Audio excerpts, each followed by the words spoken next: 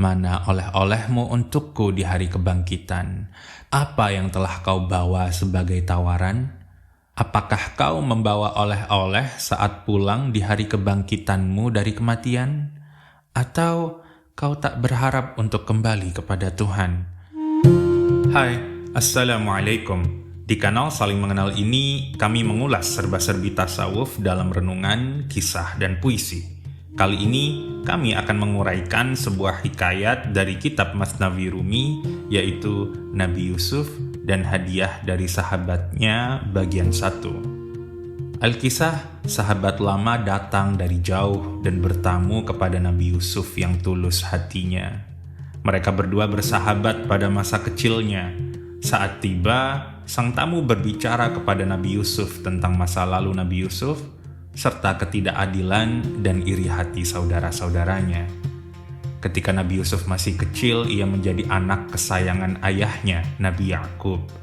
Namun, saudara-saudaranya iri hati dan mereka melemparkannya ke lubang sumur dan meninggalkannya. Saudara-saudara Nabi Yusuf berbohong kepada ayah mereka bahwa adik mereka, Yusuf kecil, telah dimakan serigala.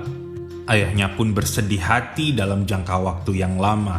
Beliau menangis hingga matanya buta. Nabi Yusuf kemudian ditemukan seorang pedagang dan dijual sebagai hamba sahaya. Nabi Yusuf tak hentinya mengalami cobaan dari Tuhan setelahnya. Ia difitnah oleh Zulaikha hingga ia kemudian masuk ke dalam penjara. Kini Nabi Yusuf terbebas dan menjadi seorang raja. Nabi Yusuf lalu berkata kepada sahabatnya itu, "Sikap iri hati dan kezaliman saudara-saudaraku hanyalah rantai, sedangkan aku adalah singa. Singa tidak bisa dipermalukan dengan rantai yang mengikatnya. Aku tidak mengadu tentang takdir Tuhan, karena takdir itu memang harus aku lalui. Singa tetaplah perkasa, meskipun rantai adalah kalungnya. Bukankah bagi semua pembuat rantai, singa itu tetaplah raja?" Tamu itu bertanya, "Bagaimana keadaanmu ketika terjebak di sumur dan penjara?" Nabi Yusuf menjawab, "Seperti bulan ketika memudar dalam pergantiannya. Ketika memudar, bulan itu bersiap untuk menjadi bulan purnama yang sempurna."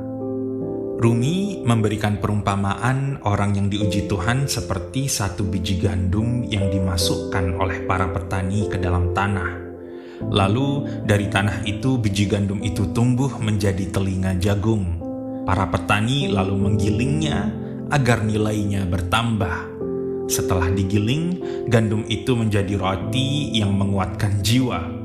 Lalu roti itu digiling dan dikunyah dengan gigi mereka.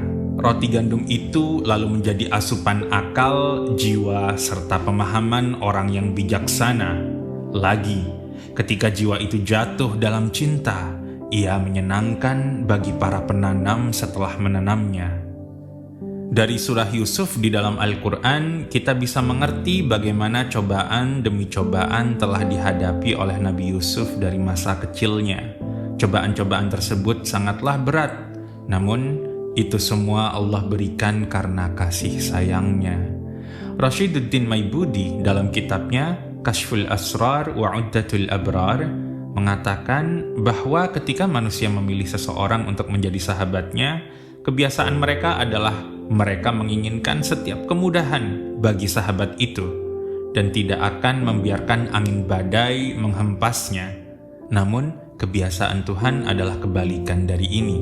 Setiap kali Tuhan memilih seseorang untuk menjadi temannya, Tuhan akan mengirimkan minuman kesengsaraan dengan berjubah cinta. Ketika derajat seseorang lebih tinggi ketimbang derajat cinta, kesengsaraannya lebih besar. Inilah mengapa sang Nabi bersabda, "Sungguh orang-orang yang paling keras ujiannya adalah para nabi dan para wali." Dengan perumpamaan biji gandum yang menjadi roti yang diumpamakan oleh Rumi, kita mengerti bahwa ujian yang diberikan Tuhan pasti memiliki tujuan dan arti. Ketika gandum digiling, ia nampak menderita. Namun, penderitaan itu adalah proses untuk menuju kesempurnaan di ujungnya, seperti bulan yang hendak memudar untuk kemudian menjadi purnama sempurna, seperti Nabi Yusuf yang diuji hidupnya, yang kemudian menjadi raja dan manusia sempurna. Setelah tamu itu berbincang dengan Nabi Yusuf tentang cerita masa lalunya, Nabi Yusuf berkata, "Sekarang oleh-oleh apa yang untukku telah kau bawa?" Namun, sebelum menceritakan jawaban dari tamu itu ketika ditagih oleh Nabi Yusuf, Rumi mengajak kita merenungkan diri ketika kita datang pada Tuhan di padang mahsyar nanti tanpa membawa oleh-oleh. Datang dengan tangan kosong di pintu teman bagaikan datang di tempat penggilingan tanpa membawa biji-bijian. Ketika di padang mahsyar nanti manusia tiba, Allah Ta'ala bertanya kepada mereka, "Mana oleh-olehmu untukku di hari kebangkitan? Kalian telah datang sendiri-sendiri kepada kami tanpa bekalan. Apa yang telah kau bawa sebagai tawaran? Apakah kau membawa oleh-oleh saat pulang di hari kebangkitanmu dari kematian? Atau kau tak berharap untuk kembali kepada Tuhan? Apakah janji yang telah kau katakan bahwa bukankah aku Rabb kalian, alastu bi rabbikum? Lalu kalian menjawab, bala, tentu. Namun sekarang kalian melupakan. Apakah kau ingkar pada janji untuk menjadi tamu Tuhan? Jika iya, hanya debu dan abu dari dapur Tuhan yang akan kau dapatkan. Jika kau tidak ingkar pada janjimu sendiri, bagaimana bisa kau menginjakkan kaki dengan tangan kosong tanpa oleh-oleh sama sekali? Jika kau ingin membawa oleh-oleh untuk Tuhan, kurangi sedikit tidurmu dan makanmu. Bawalah ia sebagai oleh-oleh untuk pertemuanmu dengan Tuhan. Kanu qalilan minal laili ma yahja'un. Mereka sedikit sekali tidur di waktu malam. Lalu saat subuh, beradalah di antara mereka yang memohon pengampunan. Rumi mengajak kita merenungkan bahwa di hari kiamat nanti, di padang mahsyar, manusia akan ditagih oleh Allah oleh-olehnya. Allah adalah Tuhan yang maha sempurna dan semuanya adalah miliknya. Namun, Allah tetap menagih oleh-oleh dari manusia. Rumi juga mengingatkan manusia bahwa jangan sampai ia berpaling dari sumpah yang telah ia ucapkan pada Tuhan sebelum ia diciptakan. Sumpah apakah itu? Sumpah yang telah manusia ucapkan ketika Allah bertanya, alastu bi rabbikum, bukankah aku adalah Rabb kalian? Lalu kalian menjawab, bala, tentu. Namun, sekarang kalian melupakannya. Jika misalnya ada pertanyaan di dalam diri kita, kapankah saya mengucapkan sumpah itu?